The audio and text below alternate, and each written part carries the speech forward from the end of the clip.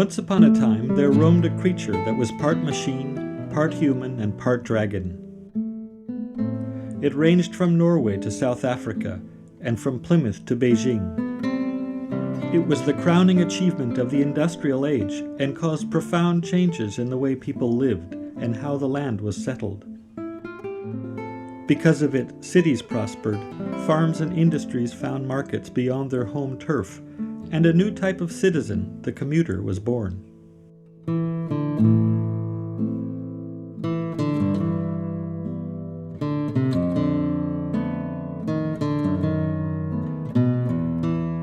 It changed the look of the land, and it changed the way people looked at it.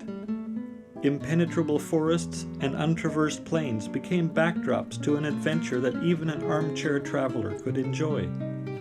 After nearly 100 years of dominance, competition arrived and encroached upon its habitat. Its numbers decreased and its territory shrank.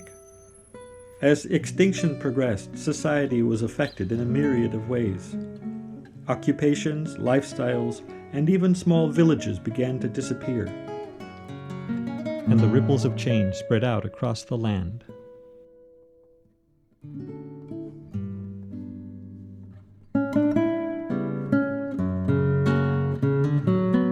But steam trains live on somewhere in the subconscious.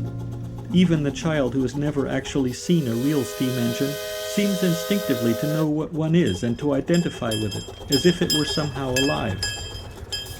Adults, too, experience them as the reawakening of a memory. When confronted by the real thing, the sounds and smells of the engine evoke a sense of adventure and a time when life seemed less hectic.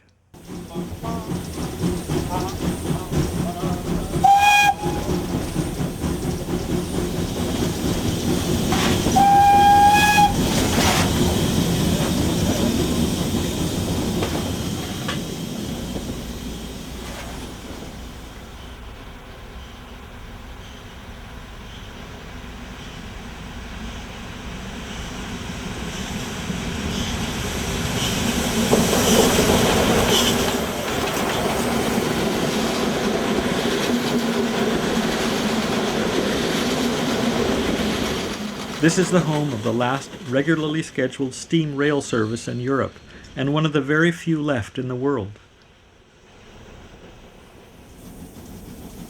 But just as the history of steam is ending, a new chapter is being written, about something so unexpected, so improbable in this world ruled by regulations and precautions, it is barely credible.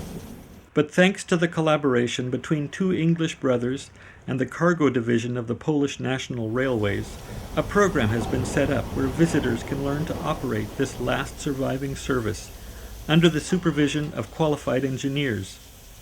In doing so, they subsidized the continued existence of this service, its engineers and mechanics, and the last engine shed for steam locomotives in Europe. Wolsztyn is a modest town in the central plains of Poland, a region known as Wielkopolska.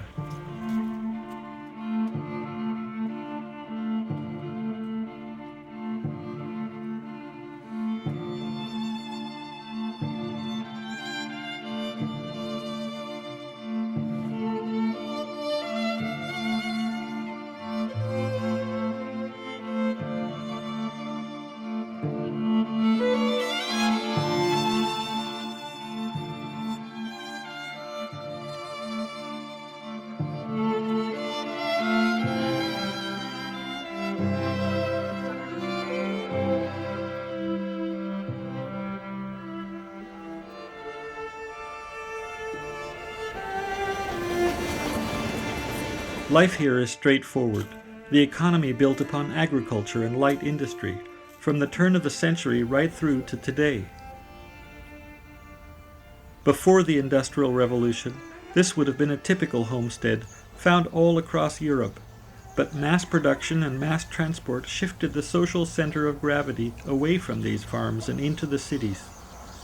Like many towns its size, Wolsztyn is served by the PKP, the Polish Rail Service, and the PKS, the Polish Regional Bus Service. Only a few years back, trains were primarily pulled by steam. Many runs were made each day to the neighboring towns of Konotop, Subaznek, and Posnan. White-collar passengers commuted to the city, while farmers came to market from the tiny villages, and steam-pulled freight lines served the many small factories in the region.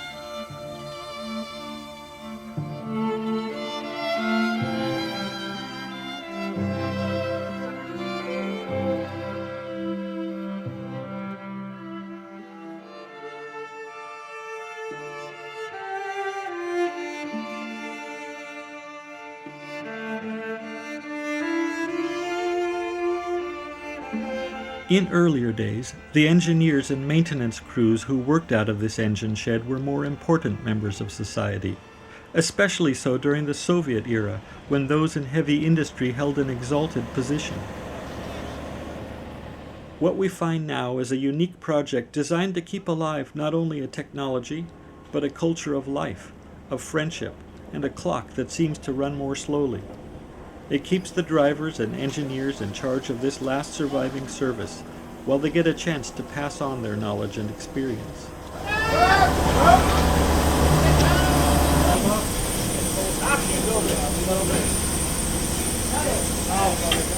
But along with the technical know-how is something more important, a work ethic that's less competitive and more relaxed than what we live today.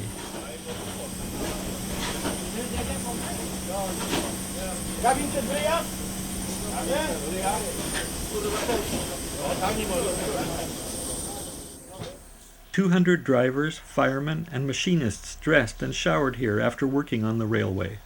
Some would even sleep here to keep the engines fired up during the night.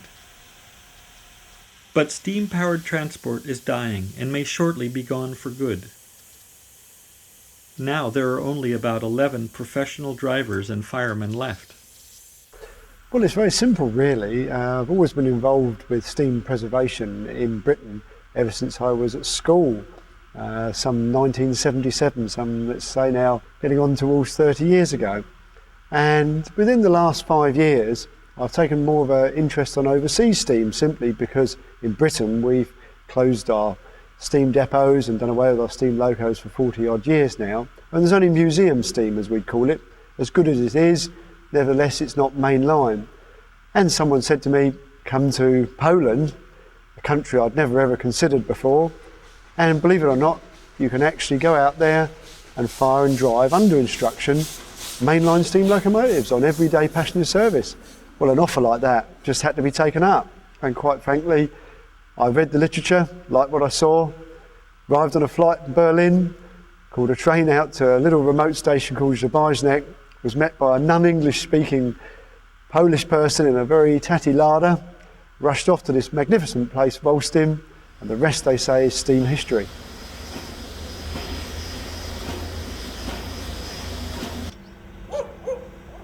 Along the main streets leading down to the railway, a small house has been converted into a combination bed and breakfast and pub for the participants of the drivers program. Just going on in the forest, but you can just go out and pick the wild mushrooms. Yeah. And that's the 445 one, is it? No, the 445 one, you go to Posnan and back, because Yeah. I do the paperwork with the respect, and you get the TL5, which is the 280. Right. And then leaves here about 1 something for Posnan, and does Posnan back with the OK22 as well. Right. Meanwhile, on top of that, you've got the regular 1120, and then you've also got a train. So all my doing that is possible? The second part, Yeah. there's no Yeah. problem. Yeah. In November 1996, I had a letter from somebody that I'd never heard of called Howard Jones, saying, do you want to buy a timeshare in a Polish steam locomotive? Because that was how the thing was originally structured. If you pay £2,000, you can come and drive this Polish steam locomotive for a week for each of the next 5 years. And as I'd always wanted to be an engine driver since I was about 2, and I'd done various driver experiences on preserved railways in England, I thought this sounded interesting. My first reaction was, this sounds much too good to be true. And the second reaction was, after I'd thought a bit more of it, was where do I send the cheque? What it shows is Howard Jones, a veteran of the British travel industry and an undeniable train fanatic, is the host of the Wolsztyn program. Season after season, he keeps it running smoothly, while providing his guests with the experience of a lifetime. On an average day, he's working with the Polish railways on future plans, coordinating driving schedules with the local dispatcher, or accompanying a novice on his first train ride with the Polish engineers.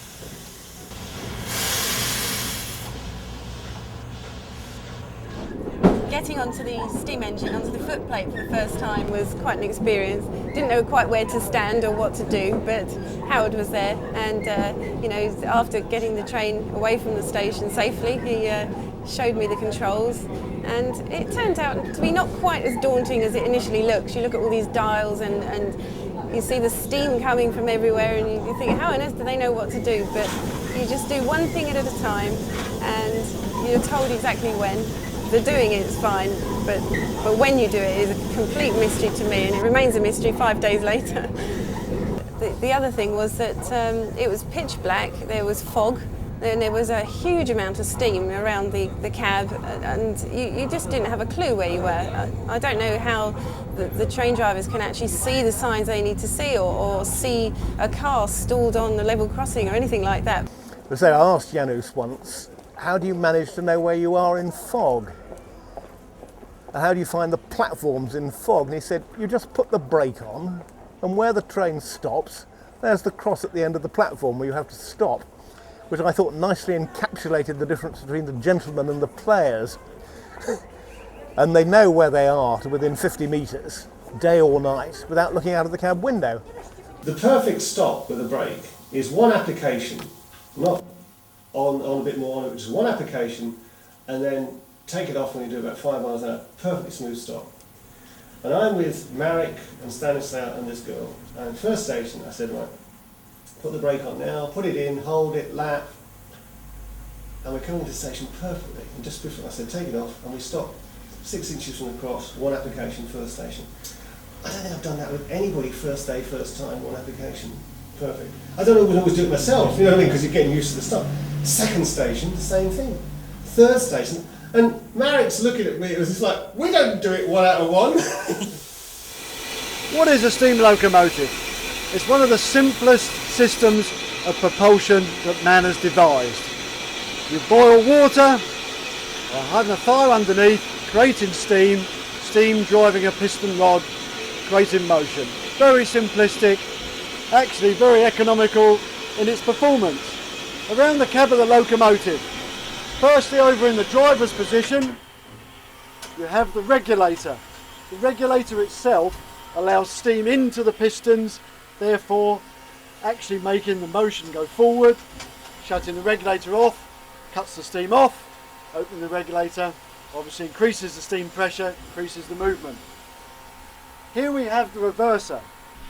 By this we can gear up or gear down how much steam is allowed in each stroke of the piston, therefore in effect increasing the speed, decreasing the speed, also allowing forward and reverse of the motion.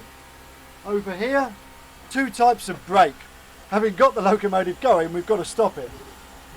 Up here is the engine brake that just applies the brakes strictly on the engine. Here, the train brake. This applies the brakes not only on the engine but simultaneously on the coaches or freight wagons behind, bringing the whole thing gently to a stand. We have here, of course, the most important addition to any steam locomotive, the driver, the machinist.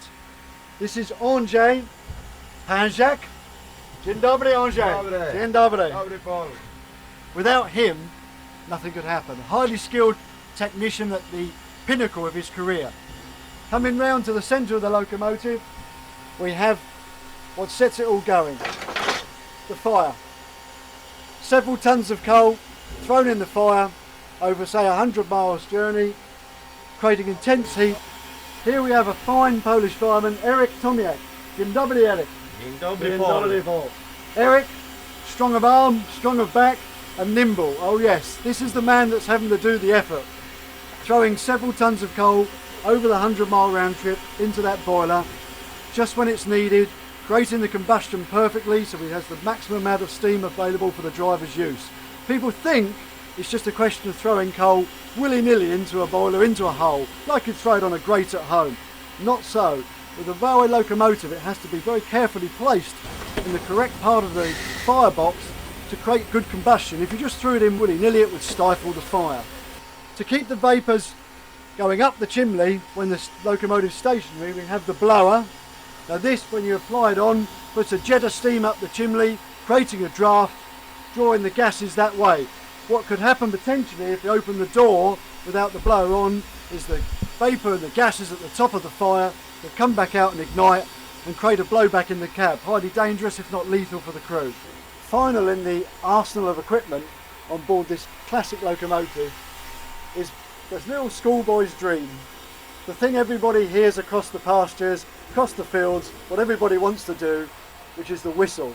This is a particularly mournful whistle on this locomotive, very necessary, warning railwaymen on the track, road users, and also giving intimation from the loco crew to the other operating staff as to what the locomotive crew want. There's a series of whistle codes. But here we go, beautiful sound this. Isn't that fabulous? As rail enthusiasts know well, the experience of driving a steam engine has the elements of an extreme sport. There is the spirit of adventure, the exhilaration of keeping enormous power under control, and a constant sense of danger.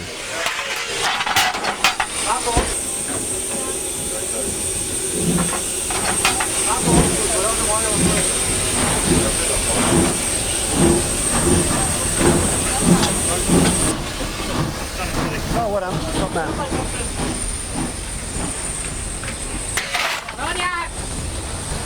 Alias, alias, alias. Beat!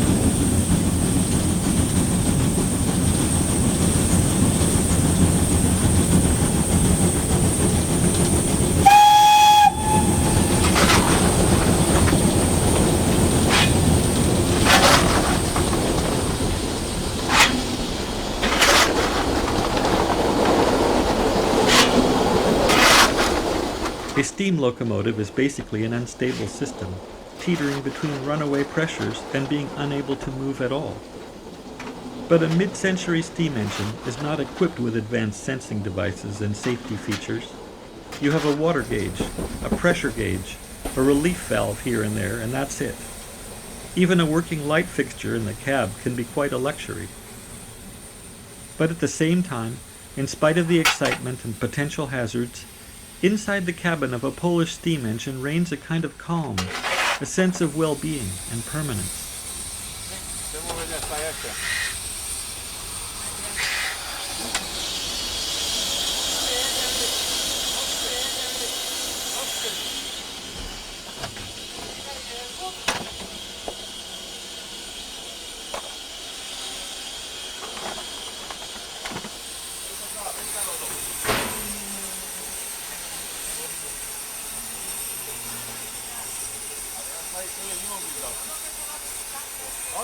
Alias. Może zobaczyć, ale zaraz pojedę do Posnania, do Poznania pojedę. A ten, ale nie chcę tak wistać. Mogę zobaczyć, powiadomo?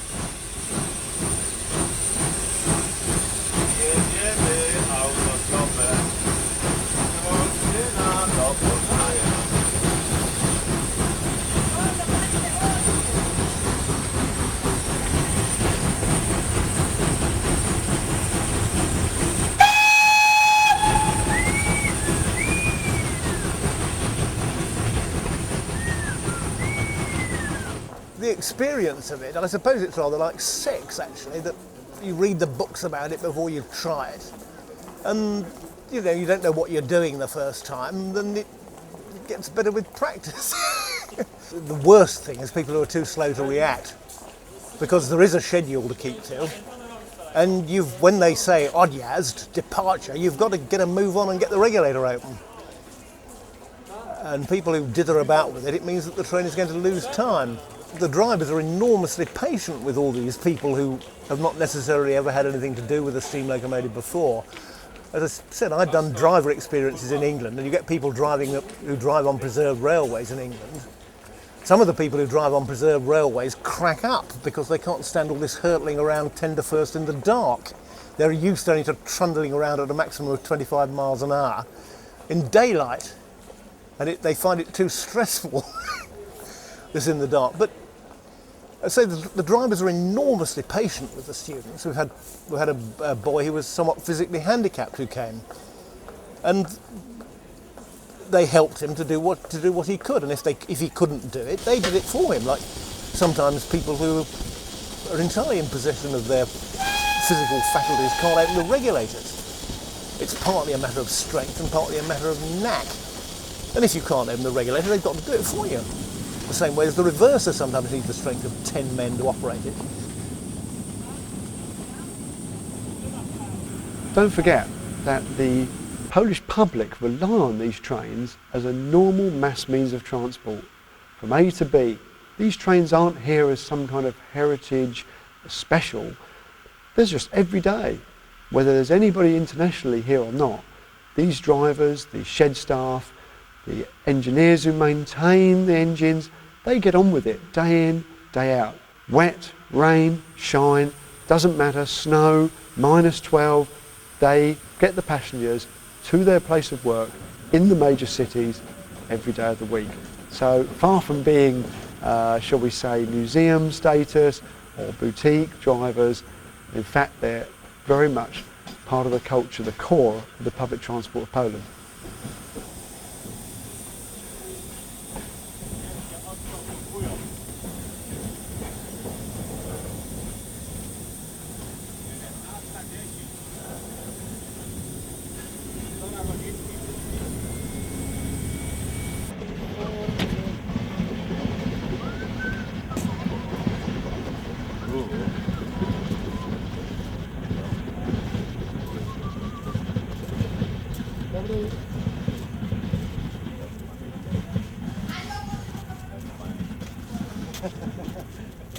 One of the things in Poland, of course, is the language barrier.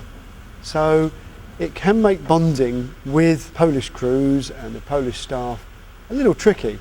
Against that, they are wonderfully warm people. They really are. They are very formal people, very kind, naturally mischievous, without a doubt. A little glint in their eye. And it's not difficult, even though often a lot of it's through sign language and a few key words. Everybody understands please, thank you, hello, goodbye. If you can just use those key words, you can quickly actually build quite a bond, particularly after several visits. And then it turns into a little bit of a party, I have to say. Not whilst we're doing the serious business, but out of hours, yes indeed, it's there. There's quite a social side to it. Quite a bit of male bonding, I suppose would be the right word, with the Polish crews. Let's face it, if you clink glasses of vodka and say Nostrovia, it's naturally an international sign we're going to get drunk together and have fun.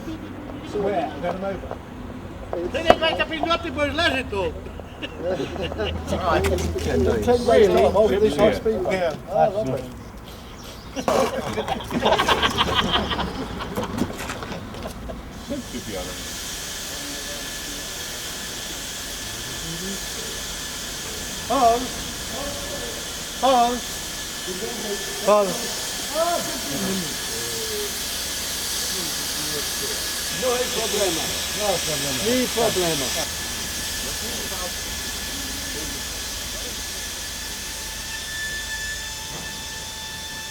Dzień dobry. Je tam.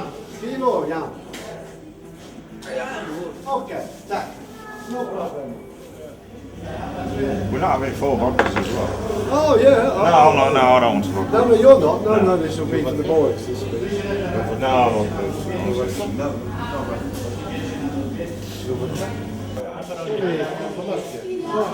No bo byście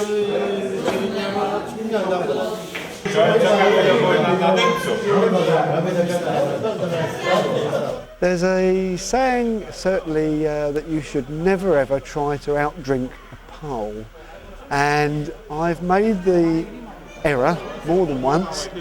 Not always intentionally, it creeps up on you, and it's very rude in Poland to leave that bottle half full. Dread to think that you're going to waste it possibly, so round the table it goes, and the heartier the Nostrovias get, gently more drunk one becomes.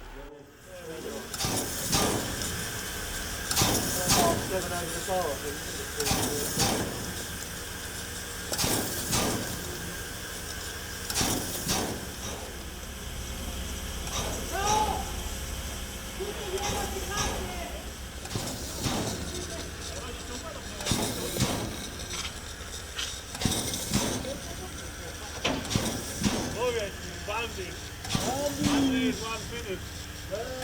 One is okay, one is not okay.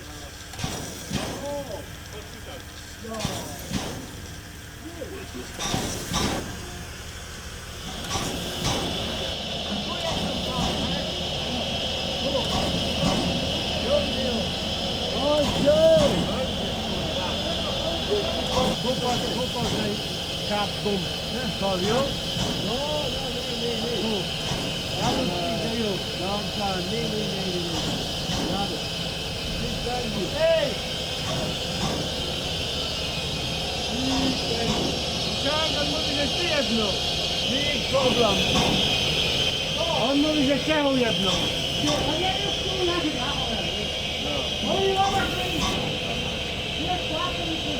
On mówi, że ty jest jedną.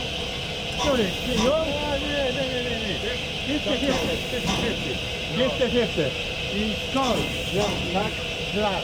No. Widzisz, że będzie on nie widział ja.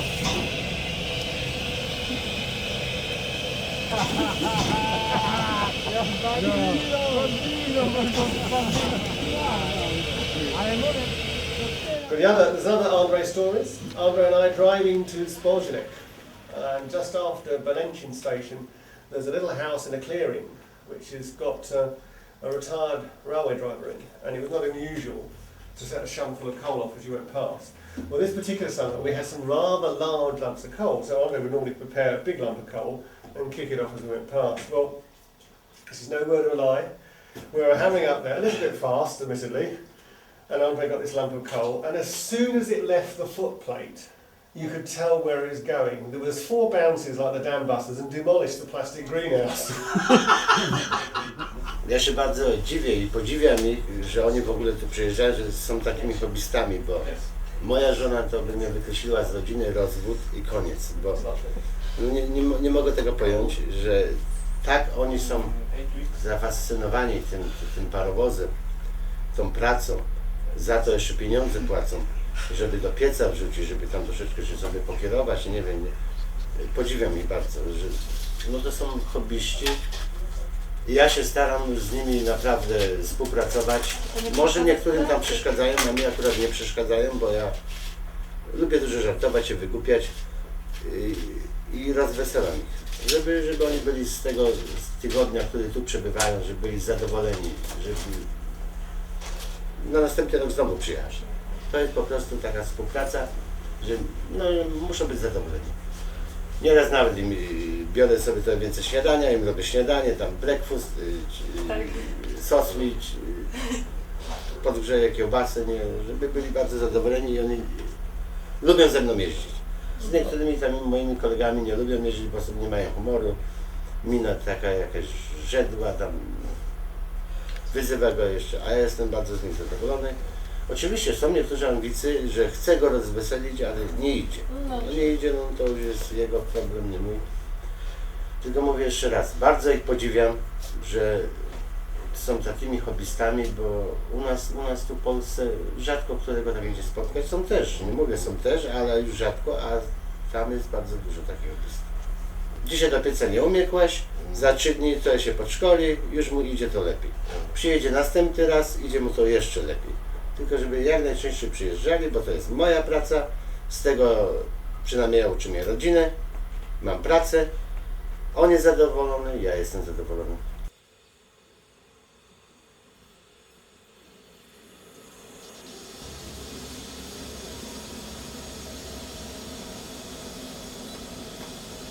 Not everyone owns a car, and it's virtually unheard of to commute long distances alone. So a part of each day is usually spent on public transport. The Poles are early risers. Traveling to work and school often begins before dawn, and the day finishes in the afternoon.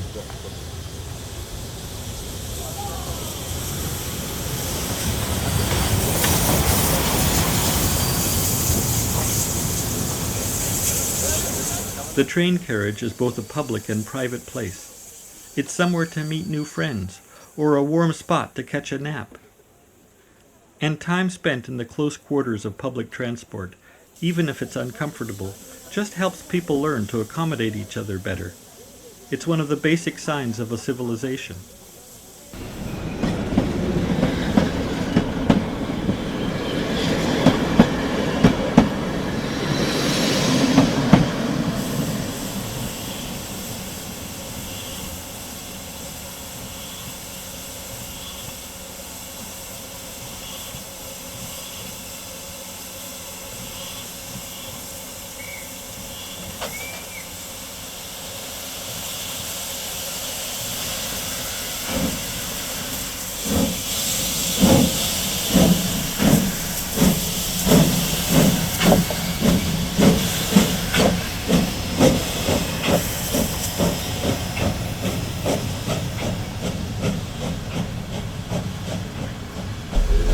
Dążą tutaj jak do Mekki.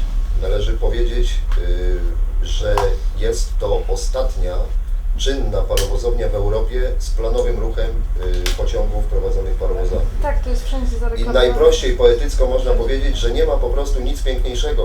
Jest kilka kanonów piękna, statek pod żaglami, kobieta i tak dalej. Jest jeszcze 4. kanon.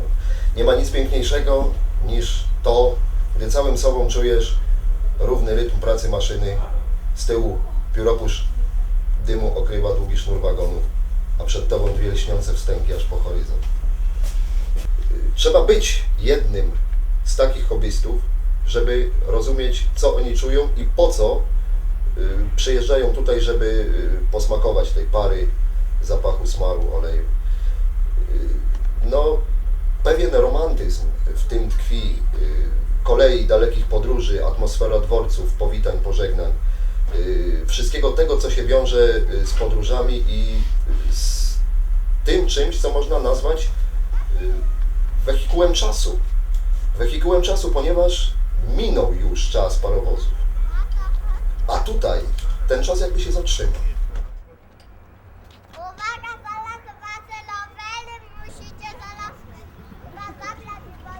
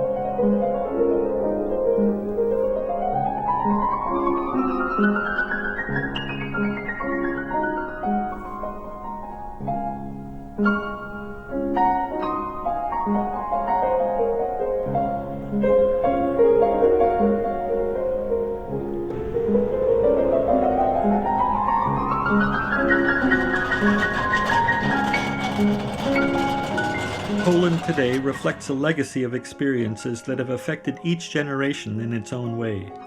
For years, Poland was a battleground for the wars of other nations and the spoils afterwards. In the early 1900s, this area was part of the German Empire, then returning to self-rule after the First World War.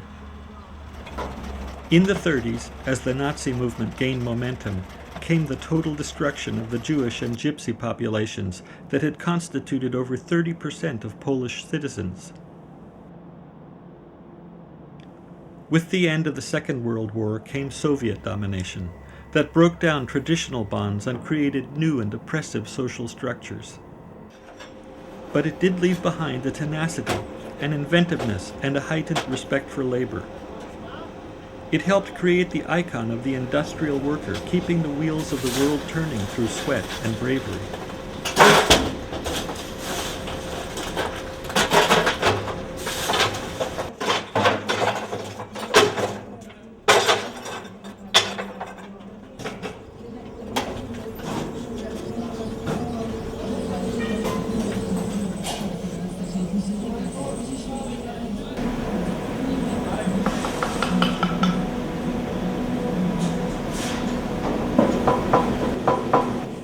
This local foundry, probably operating outside the European Union's industrial safety regulations, is nevertheless an important part of Polish traditional society and its rural industries.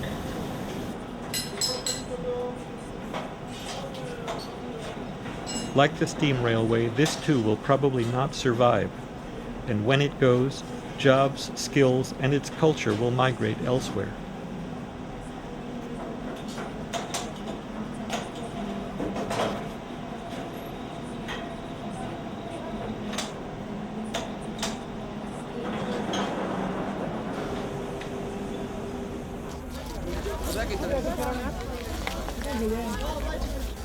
I think perhaps I've been coming here too frequently to be able to notice a lot of changes since 1997. There's certainly been a lot of changes since 1987, when you couldn't buy anything in the shops.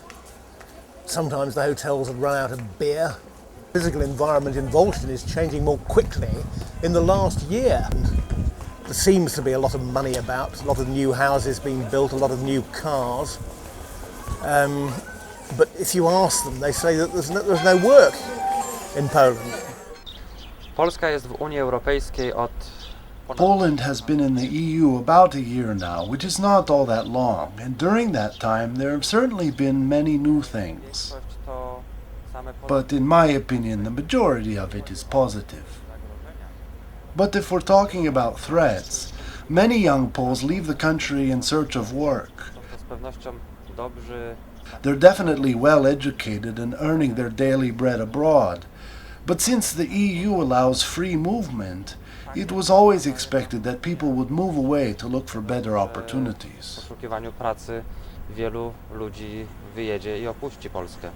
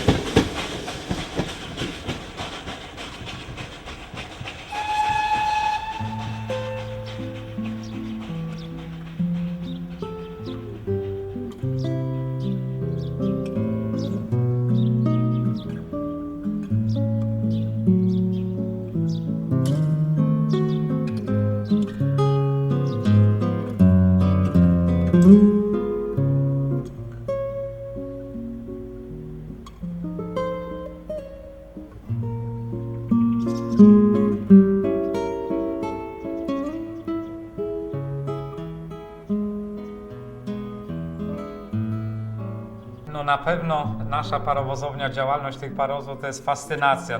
Certainly, that our shed continues to use steam engines is a constant fascination, but we're not always conscious of it. The tourists, the reporters, the journalists are all enchanted by it and how it functions just the way it was designed, right up to the present day. But how do we look compared to the rest of the country? Well, from the tourist point of view, it's definitely a rarity in Poland, in Europe, actually in the whole world, I've been told. And we'd like it to be kept as a scheduled service as long as possible.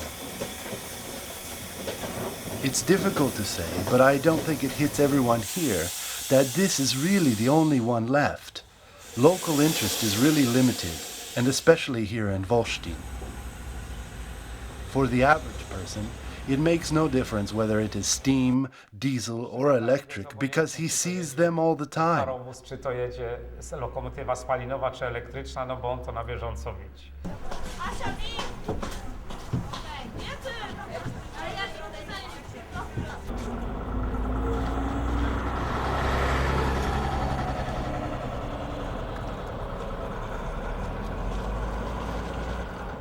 Na pewno słyszeliście, że w Wolsztynie jest ostatnia parowozownia na świecie. Czy to jest dla Was coś interesującego? Czy byliście tam kiedyś? Nie miałam okazji tam być, no ale jest to miejsce warte zwiedzenia. Chodzi o to, że przyjeżdżają ludzie z całego świata, a miejscowi właśnie tam nie chodzą. To jest tak? Akurat mieliśmy wycieczki właśnie do Posnan, do parowozowni. Czy zdajesz sobie sprawę, że we Wolsztynie jest ostatnia w Europie parowozownia i czy to ma jakieś dla Ciebie znaczenie? Dla mnie nie. Wiadomo, jest turystyka, ale dla mnie to nic nie robi. Ale sam nigdy tam nie byłeś? Byłem. Byłem czy nie byłem? Byłem. A, i podobało Ci się? Czy to jest coś specjalnego, coś wartego, powiedzmy, nie wiem, promowania, czy nie? Czy zdajecie sobie sprawę, że we Wolsztynie jest parowozownia ostatnia w Europie i tak dalej? Tak, wiemy. I czy to, nie wiem, coś dla Was znaczy, jakieś byliście tam Cieszyłeś zobaczyć, teraz tego, nie możemy zawsze nie? Ale w Wolsztynie jesteśmy codziennie, to tak widzimy trochę te uroki tutaj. Ale tam nigdy nie byliście w środku? W środku byliśmy kiedyś, raz. jak mieliśmy chyba 9 czy 8 lat. To Ale wycieczką. macie parę kilometrów, nie chcieliście być ani razu więcej? Nie interesuje nas to za bardzo, tak powiem. Tak, nie ma czasu. Jak wszyscy mali chłopcy kiedyś chcieli być maszynistami parowozów, to chcielibyście robić coś takiego, czy to nie bez sensu? Znaczy już teraz nie, dla mnie to nie ma przyszłości według mnie, bo nie interesuje mnie to w ogóle, nie? No ale jakieś inne kierunki tam. Bardzo się zachwycają. The ones who are impressed are those that come from outside and from abroad. So it's not that it's too expensive for Poland to support or subsidize this activity. PKP Cargo organized many special trains, for example to Tochorza 3 times a day for kids all summer, and trains to Konotop too, but the response just wasn't that great. Wolsztyn is a small place. Perhaps if the service departed from Posnan or another city every day, there might be interest from the locals. W czerwcu i we wrześniu, no zainteresowanie można powiedzieć niewielkie.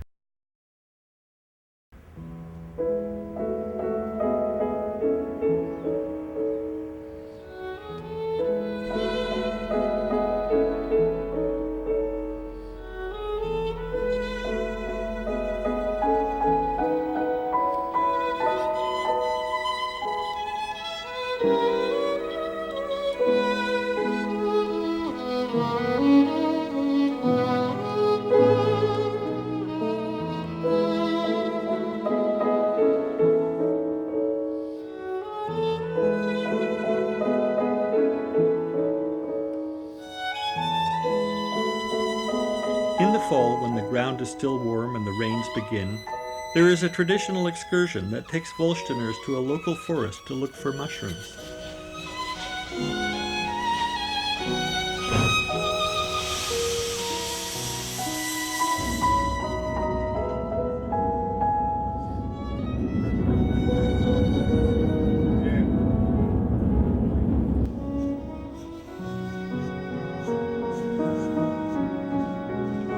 To be let off at an abandoned railway station in the middle of a dense forest is not the same as the feeling you get when you stop at a scenic pullout on a country road. When the train leaves, you're on your own. The forest is dark, and the ground so soft you make no noise as you walk over its mossy carpet. The trees stretch away in every direction, and except for the train you must catch to take you back, you know that no other will come this way, possibly for many months. There are mushrooms, but there's something else one feels in this silence. A sense that close by, perhaps even underfoot, are railroad tracks that led many to their deaths in the concentration camps that were scattered in these woods.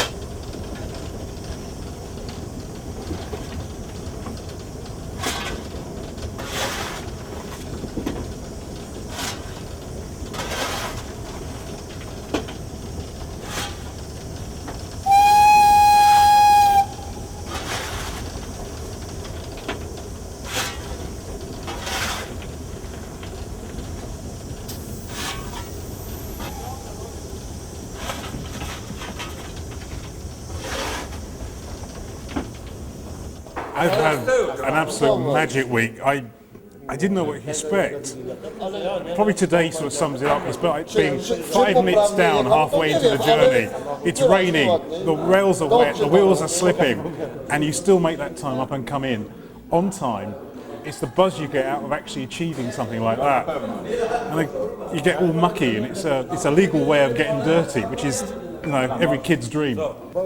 I think because most of us live rather humdrum lives. I work for an oil company and I spend most of my time doing PowerPoint presentations.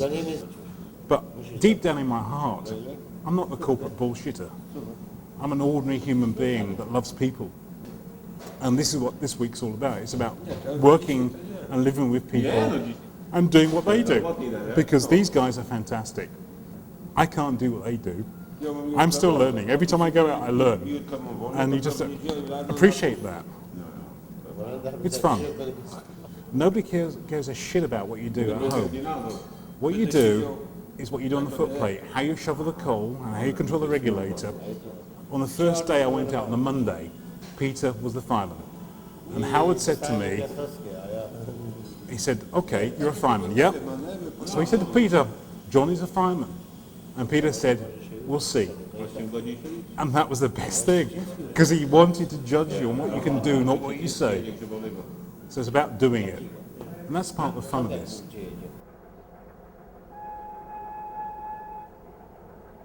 When I was a kid, my dad used to take me down to see trains at Didcot Station. He'd come home from work, pick me up, take me down there. I'd bounce on the wires of the fence, wait for the trains, and they were terrific. They were fast, they were loud, they were hot, it was terrifying. And so I had an immense respect for the railwaymen, the loco crews. Even the signalmen, like my grandfather, had respect in the community.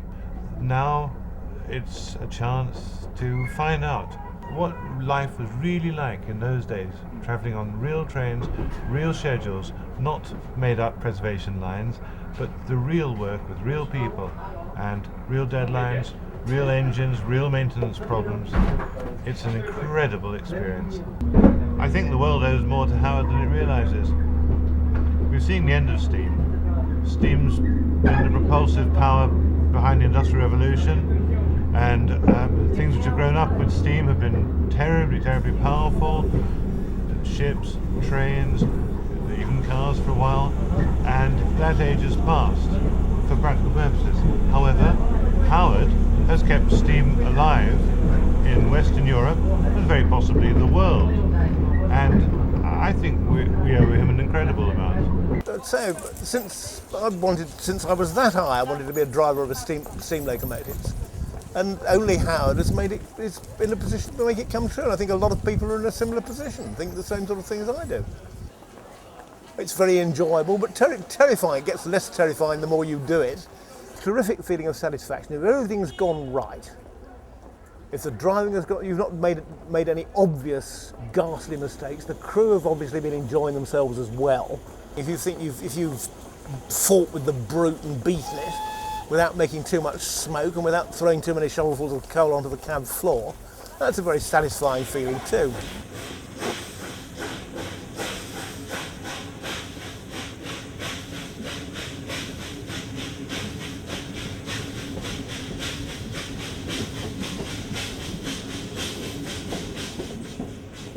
When picturing the era of steam and travel at a more relaxed pace, it's easy to forget that life was much harder physically than it is now. Nostalgia is a sign of privilege, because running a steam service is a rough and dirty business, dangerous at times, intensely boring at others, poorly paid, and by current standards, a health hazard too. So you can understand why students might prefer to take a minibus to school and avoid a midwinter walk to the train station, or why they're not drawn to occupations that practically guarantee deafness and other health hazards. You could see the appeal of a small, self-contained diesel-electric train that requires only 2 persons to operate, doesn't need a crew to load coal or a workshop to make replacement parts.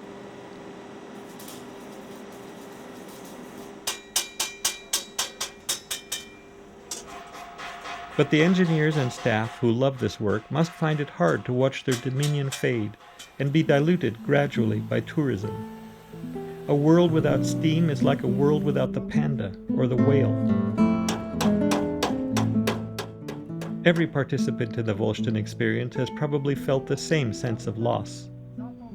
And so there will always be a reason to commemorate the golden days.